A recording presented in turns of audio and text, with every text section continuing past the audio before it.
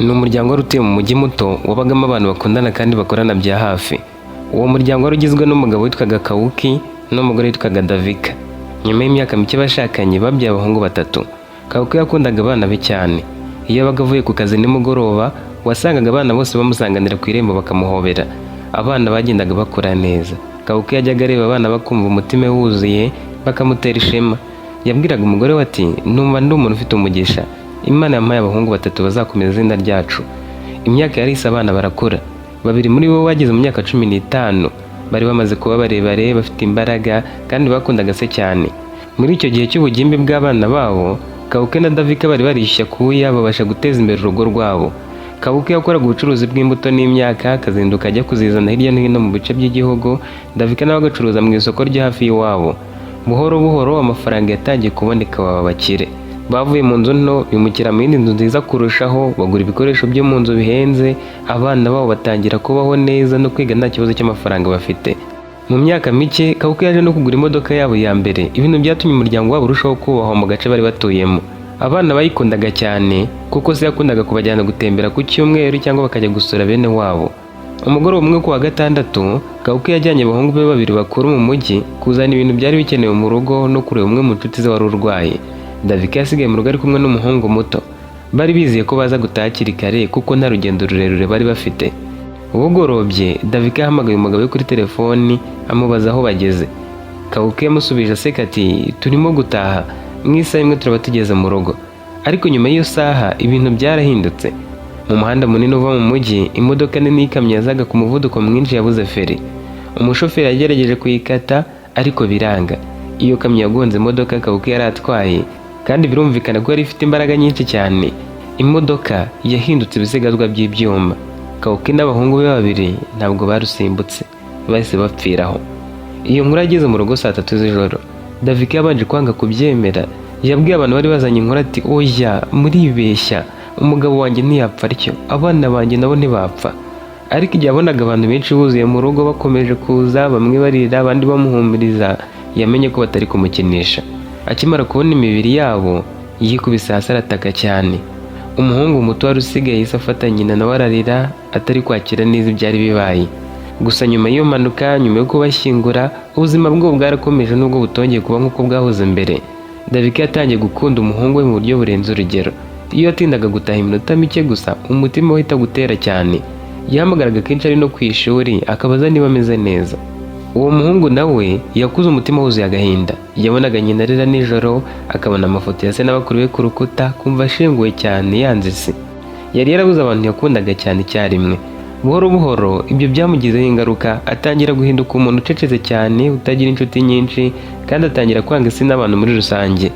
Yumvaga arakariye abantu ngo ni ukubera ko bafite bakuru babo cyangwa bafite base, nta kintu na kimwe bamugize.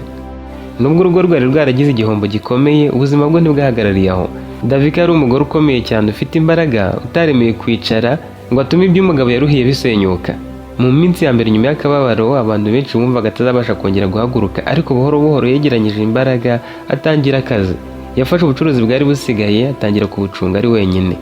Gusa hari abantu Kawuki yari yarizeye mu kazi bakomeje kumufasha nawe ukora uko ashoboye ngo ibintu bitazangirika. Uwo muhungu wari usigaye wenyine yitwaga Rumere.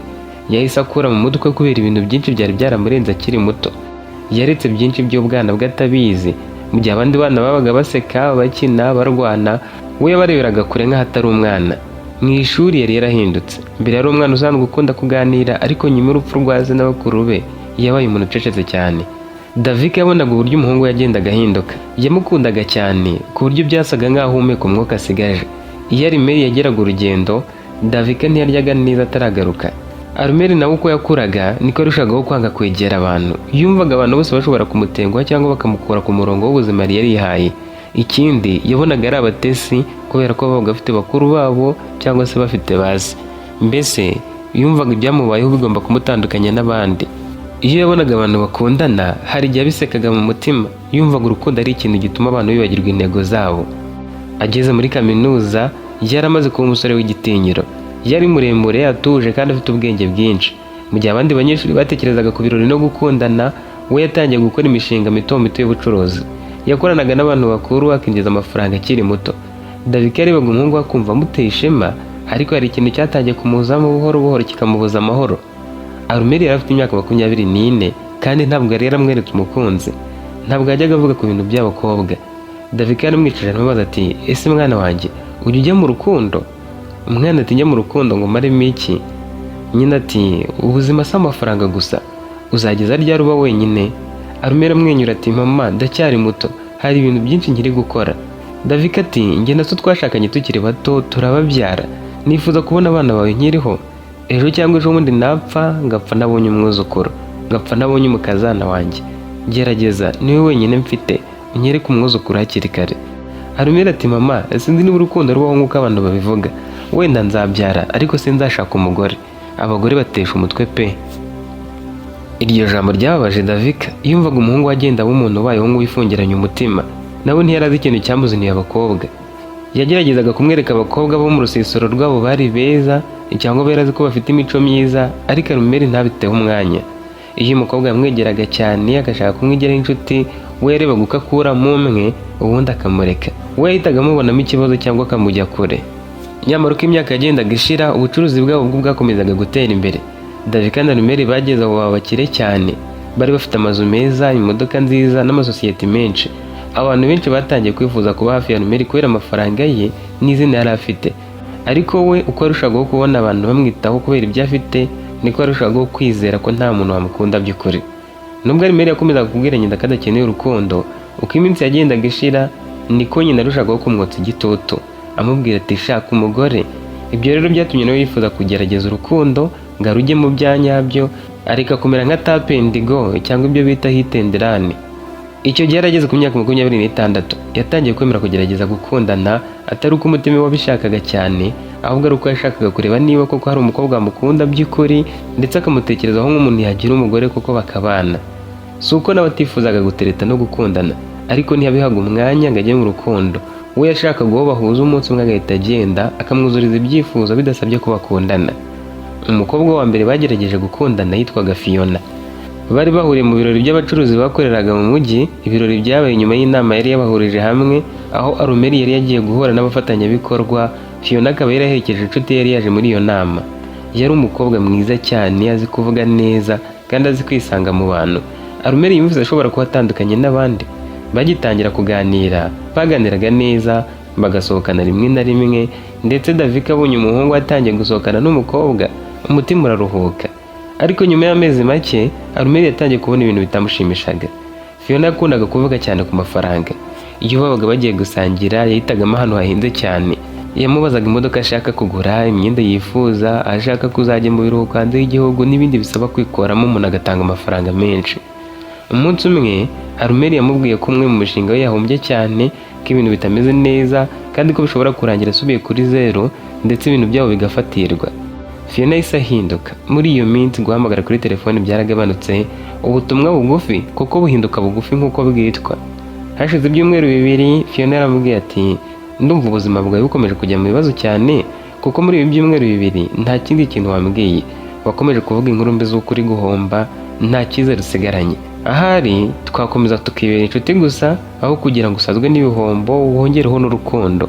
Arumeri nigeze ateza impaka nyinshi ngo amusabe ko bagumana, ngo amubwire ko wenda yamubeshyaga cyangwa se ngo amubwire ko ibintu bizahinduka. Yaramuretse kuko n'ubundi we yari umukino ari gukina.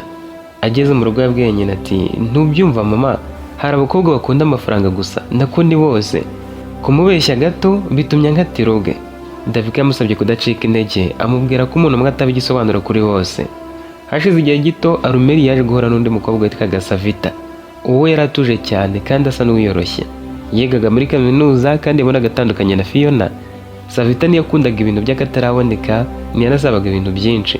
Byatumye Arumeri amwizera vuba kurusha uko yari yarizeye Fiona. Bakundanye amezi 3 gusa. Bagikundana, Arumeri yatahaga mu rugo akabwira nyina ko ari umukobwa yenda kumwereka bari gukundana. Nyina arafite amatsiko menshi, yishimiye kuzamubona. Icyatumye batamarana kabiri rero ni inshuti yakoranaga na Arumeri mu bucuruzi.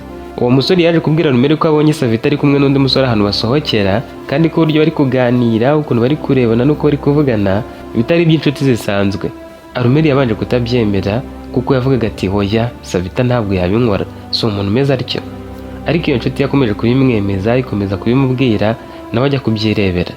Yagiye aho yaramurangiye asanga ko kari kumwe n'uwo mugabo ndetse bari kuganira nk'abantu basanzwe bakundana. Arumeri ntiyigeze asakuza cyane cyangwa ngo arwane, yaramwegera aranamusuhuza, yewe Savita ahita ahindura isura nk'aho agize ubwoba. Arumeri yarongeye ahita yigendera. Savita ashatse kugira icyo avuga, Arumeri ati uraza kumvugisha kuri fone. Nyuma bavuye aho, Savita kuko aramuhamagaye yumva yarakaye cyane, yashatse gusobanura, Arumeri amwimira ijambo amubuza kuvuga burundu. Yahise amureka atyo. Ageze mu rugo yabwiye nyina ati abantu bose baba bafite ikintu kibi cyihishe muri bo, cyane cyane abakobwa. Davika yongeye kumwinginga ngo ntareke gushaka umukunzi burundu. Nyuma y'umwaka umwe, Arumeri yongeye kujya mu rukundo koko. Yaje guhura n'undi mukobwa witwaga Keza. Uwo yari umukobwa ufite ubwenge, wize kandi afite akazi keza. Mu by'ukuri Keza niwe watumye Davika yongera kugira icyizere cyane, kuko yabonaga azi kwitwara neza kandi akabona atarakurikiye amafaranga y'umuhungu we gusa. Mu minsi ya mbere byose byagenze neza. Keza yaganiraga neza na Arumeri, akamwubaha ndetse akagerageza no gutangiza ikiganiro kuko arazi ko adakunda kuvuga cyane. Ariko ikibazo cyaje kuba igihe yatangiraga kuza mu rugo iwabo. Davika we yari umugore woroheje nubwo ari umukire, yakundaga abantu bicisha bugufi kandi bubaha abandi. Umunsi umwe igihe bari gusangira, Davika yabwiye Keza ati mu rugo rwacu dukunda kubahana no kubwizanya ukuri. Keza yarabisetse ati mama, ibyo ni ibintu byo hambere, ubu ngubu umuntu akinize aba agomba kubanza kwitekereza akabona gutekereza ku bandi. Ubu nibwo dukurikiza ya migani yanyu ngo ihamagara aterewe hejuru sama yawe, ubu twebwe twisambira yacu. Iryo jambo Davika yaryakiriye nabi, ariko ntabwo yabigaragaje ako kanya. Niwe wari warahatirije Arumeri ngo ajye mu rukundo, ngo agerageze gushaka umukunzi, ashaka umugore. Rero yumvise iryo kosa rimwe gusa ritatuma amurakarira ngo na Arumeri abone ko yarakariye umukobwa akunda. We yifuzaga ko bibanira nta kindi yitayeho. Ariko ko iminsi yagiye ishira, Arumeri ubwo yatangiye kubona Keza agira amagambo amwe n'amwe asa nk'aho harimo agasuzuguro, ndetse rimwe na rimwe atangira kumva hari ukuntu asuzugura nyina kuko yamubwiraga ibyo yiboneye byose. Hari igihe yavugaga ibintu nk'aho Davika atumva ubuzima bugezweho cyangwa ko uburyo yabayeho bwa kera butagifite umumaro ku buryo yagira abantu inama y'uko babaho. Umunsi umwe bageze aho Keza abwira Arumeri ati ukunda mama wawe birenze urugero, nta mugore wazabasha kubana nawe kuko yazahora hagati yawe nawe, uzabigabanye pe, njye sinkunda umuhungu ukunda nyina cyane. Arumeri yumvise umutima uhindutse ako kanya, aramubwira ati umuntu usuzugura mama wanjye ntabwo ashobora kunyubaha nanjye. Iryo ni ryo ryaba iherezo ryabo. Nyuma y'abo bakobwa bose, Arumeri yatangiye kurushaho kwizera ko nta mukobwa ukunda umuntu by'ukuri, akomeza kwibera tap and go. Yabwiraga nyina ati bose hari icyo baba bashaka, nta n'umwe nkunda nk'uko nkunda wowe mama. Davika yaramurebye arababara, yaramubwiye turankunda ariko ntabwo tuzashingana umuryango, nanjye ndagukunda ariko sinzi habuzukuru binyuze kuri wowe. Yabonaga umuhungu ari kugenda w'umuntu mukuru ariko agakomeza kwigira, aricyo bikamutera agahinda. Yaramubwiye ati Arumeri, maze igihe kinini nkwitegereza, uko ukomeza kubaho wenyine niko ukomeza kubura amahoro. Arumeri ati mama, twarabiganiriye, abakobwa b'iki gihe nta muntu wabashobora, sinjya mbumva na rimwe. Davika ati hoya, ikibazo si abakobwa bose, ikibazo ni uko wahuye nabo utagombaga guhura nabo. Arumeri yaracecetse. Davika arakomeza ati noneho reka ngire icyo nkubwira, niba utagishoboye kwihitiramo umugore wawe nzamushaka njyewe ubwanjye. Arumeri yabanje kubifata nk'urwenya araseka ati mama, ushaka kunkorera nk'ibyo abantu bakoraga kera? Davika ati hoya, ibyo nta kibazo mbibonamo, nzi umuntu ushobora kukubera umugore mwiza kurusha uko we wamumenya. Arumeri yamurebye atangaye, hanyuma aramubwira ati nibyo mushake, ariko uzanyereke umuntu nyawe utari umuntu wambonyemo amafaranga gusa. Davika yabanje kumurahiza, umuhungu nawe yabisetse cyane ararahira. Nyina tubwo dufashe umwanzuro burundu, ntuzisubire. Umusore ntiyahakanye. Kuva uwo munsi yatangiye kwitegereza abakobwa batandukanye, ntiyarebaga ubwiza gusa cyangwa amashuri bize.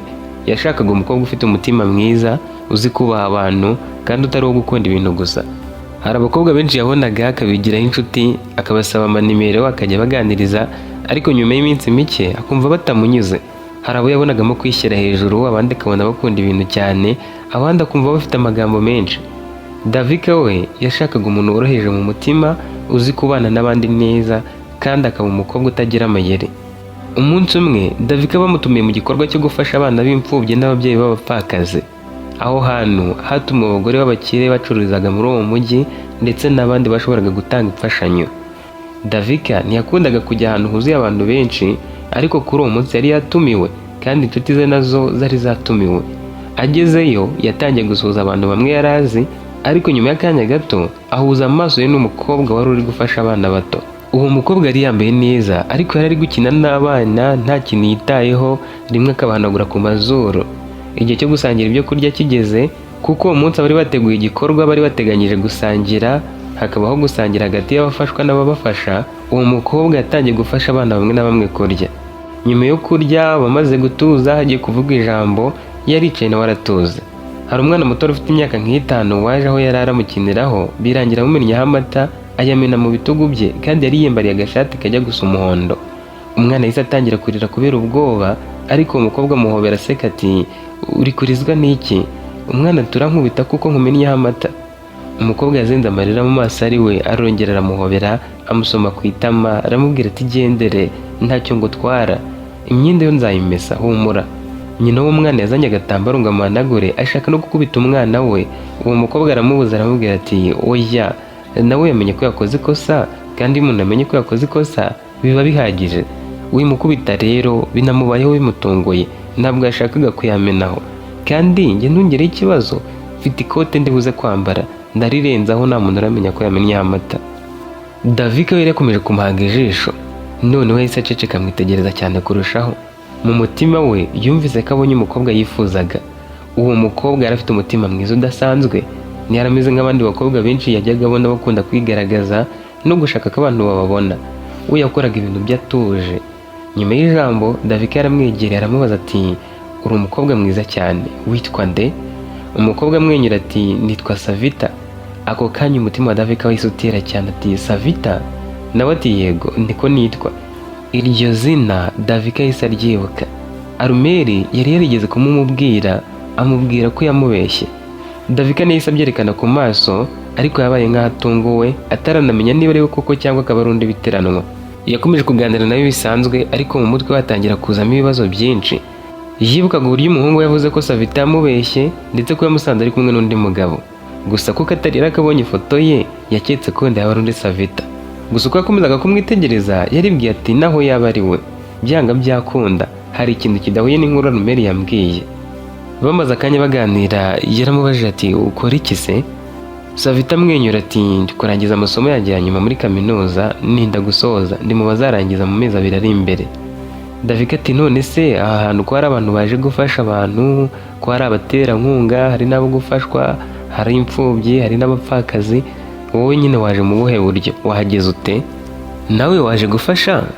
Savita yabanje kureba abana bari gukinira hafi aho, hanyuma aramubwira ati, hari mugenzi wanjye twari twazanye, ariko we yagize yumva atameze neza asubira mu kigo. Njye nawe dusanzwe tuzi ko uyu munsi uhari, kandi dusanzwe tuza gufasha.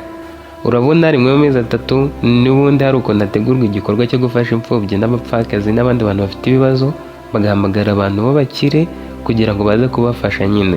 Rero njye na mugenzi wanjye natwe turaza. Uyu munsi nkanjye naje mu batanga ubufasha, kuko ubufasha uko bwaba bungana kose burakirwa. Rero hari genza n'imyenda cyangwa nkazana udukayi duke, ariko akenshi mba nazanywe no kuganiriza abana. Hari abana baba bashaka umuntu batega amatwi bakamubwira ibibazo byabo kurusha uko baba bashaka ibintu gusa. Davika yaramurebye aramubaza ati, none se nta muntu wagutegetse kuza hano koko, cyangwa wenda akaba ari nk'ikigo cyabohereje? Nawe ati, oya rwose mama, nza hano kuko numva hari ubufasha nanjye natanga, nubwo nta kintu mfite gifatika.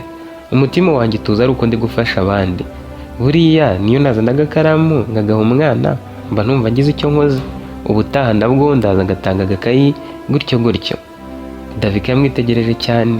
Mbere yo gutaha amusabye nimero ya telefoni, umukobwa nawe yimuha yihuse. Mu minsi yakurikiyeho, Davika yatangiye kujya amuganiriza buhoro buhoro atamubwiye uwo ari we bya nyabyo. Ntiyamubwiye ko ari nyina w'umuhungu witwa Arumeri, kuko nawe atari yakamenye neza niba ari we baba barigeze gukundanaho koko. Yashakaga kubanza kumenya uwo mukobwa neza. Bagiye bahurira ahantu hatandukanye, hari Davika bamusabye ko bahura rimwe bakanywa icyayi bakaganira igihe kirekire. Davika yagiye amubwira inkuru z'ubucuruzi bwe, akamubwira n'ibindi bike mwerekeyeho. Yabwiraga Savita ko yamwikundiye, bityo ko yifuje ko bibera inshuti bakajya baganira, ndetse amusezeranya ko azamuha umuhungu we bagashyingiranwa. Savita yarabisekaga, ariko akirekura akamubwira byose. Davika aranamubwira ati, nujya ugira ikibazo ujye umpamagara rwose ngo fashe. Ariko Davika yakomezaga kwibaza niba arakundanye na Arumeri. Yaribazaga ati, ni gute Savita yaba ari wa mukobwa Arumeri yambwiye? Umunsi umwe bicaye baganira, Savita yaje kureba aho akorera, Davika yahisemo kumubaza ukuri. Davika yahisemo kumubaza ukuri ariko ntagushe ku ngingo ku buryo nyine yakwivamo. Yaramubajije ati ese Savita ntabwo uri mu rukundo wowe nta musore mukundana? Savita yahise aceceka, isura yihinduka buhoro bimeze nk'afite agahinda, yitsa umutima aramubwira ati ari uwo nakunze ariko ibintu ntabwo byagenze neza. Davika ati yitwaga nde? Mbwira rwose uwo musore wakubabaje yitwaga nde? Savita ati yitwa Rumeri. Davika ati none mwapfuye iki? Nawe ati yasanze ari kumwe n'undi mugabo, ahita yumva ko namubeshye ko ndi kumuca n'inyuma. Nta nubwo yigeze anyemerera kwisobanura. Yaragiye kandi muri iyo minsi nari mfite ibindi bimpangayikishije. Rero naratuje nawe aratuza, ndagenda ndarira ndiyakira. Ubu ntabwo ndi mu rukundo pe, numva ngifite ibikomere kandi sinajya mu rundi rukundo ntaramara kwikuramo umusore nakundaga. Davika ati simbyumva neza. None se uwo mugabo kuki mwari muri kumwe ubundi? Mwarakundanaga kuko wenda ukaba utaramukundaga cyane nka Rumeri? Nawe ati oya, uwo mugabo ntabwo ari umukunzi wanjye, yari mubyara wanjye. Nyine yaramaze iminsi itageze no mu byumweru bibiri apfushije umugore we. Yari mu bihe bikomeye cyane. Twari twahuye ngo tuganire kuko yashakaga umuntu wo kumwumva, dore ko umugore wapfuye bakamushyingura mu mahanga bataranabyarana umwana, babuze uko bazana umurambi inaha. Uwo munsi rero nari nabwiye Rumeri ko mfite indi gahunda, sinamubwira ko hari umuntu tugiye guhura. Nawe yararikunze ko duhura, kandi uwo mubyara wanjye nawe yari akiza, yansabye ko tuganira kuko nta wundi muntu w'umuryango washakaga kumwumva ngo yumve ukuntu yapfusha umugore akabivuga ari uko ageze mu gihugu. Uyapfushije umugore nta muntu yavugishaga, yari yarigize nabi. Rero agaruka umuryango n'ubundi waramwanze, azavuga ko n'umugore yapfuye, birangira bamurakariye kurushaho. Kuko yambwiye rero ngashaka kusaga kuri kaminuza tuganire, njye ntabwo nari kubyanga. Natekereje ko nimbibwira Rumeri wenda arumva ndi kumumurutisha kandi ntakunde ko nahuye n'undi mugabo, wenda ntiyari guhita yemera ko ari mubyara wanjye, kandi hari abakobwa benshi babipfa n'abakunzi babo bitewe n'ababyara babo. Ibyo ngibyo nibyo byabaye ikibazo cyanjye. Naramubeshye ariko sinamuciye inyuma nk'uko yabifashe. Davika yumvise umutima umuriye, yahise yibuka amagambo Rumeri yavuze ati ntanga kubeshywa n'umuntu wigiza nkana. Ariko ako kanya Davika yumvise ko umuhungu ashobora kuba yarahubutse. Nyuma y'ibyumweru bike Davika amenyanye na Savita, cyane ko ibintu byabo bitatinze cyane, yaramaze no kumwitegereza bihagije, yumvise igihe kigeze ngo avugishe umuhungu we. Yaramaze igihe kinini acecetse kuri uwo mukobwa, nta kintu amuvugaho mu rugo, kuko yashakaga kubanza kumenya neza niba ibyo yabonaga ari ukuri cyangwa niba hari ikindi kintu cyari kihishe inyuma. Yabonaga ari umukobwa mwiza ufite imico myiza, kandi yari yaramwibwiye mu buryo burambuye nta kintu ahishe. Umunsi umwe nimugoroba Rumeri yavuye ku kazi ananiwe. Yinjiye mu rugo yasanganye nicaye muri sala asa n'ufite ibyishimo bidasanzwe. Rumeri yaramusuhuje, hanyuma aramubaza ati mama gusa n'uwatsinze tombora noneho? Davika aseka ati ahubwo ndumva ndi hafi gutsinda, sindatsinda neza. Rumeri yikuyemo ikote ryaricara, Davika aramureba ati ndakeka ko namaze kubona umukobwa nakubwiye. Rumeri yaramurebye aramwenyura yabipinze ati none se ugiye kunkura mu bwigunge noneho? Davika ati narabigerageje kandi nizeye ko uzabikunda. Rumeri ati ese uwo mukobwa we azi ko ushaka kumushyingira? Davika aseka ati yego twarabiganiriye, mubwira ko nabyemera nzamuhuza n'umuhungu wanjye yamushima bakikundanira. Yarambwiye rero ngo azaza kunsura hano mu rugo muhure. Ibyo rero byari bihagije, umukunzi naramukuboneye, uwo mukobwa naramugenzuye. Rumeri yahise areba nyina atungwa ati ese burya wari ukomeje koko? Wankubwiye ko njye nzamukunda se? Nta nkunda nkamwanga? Davika ati nabaje kureba niba akwiriye, maze igihe kinini mugenzura.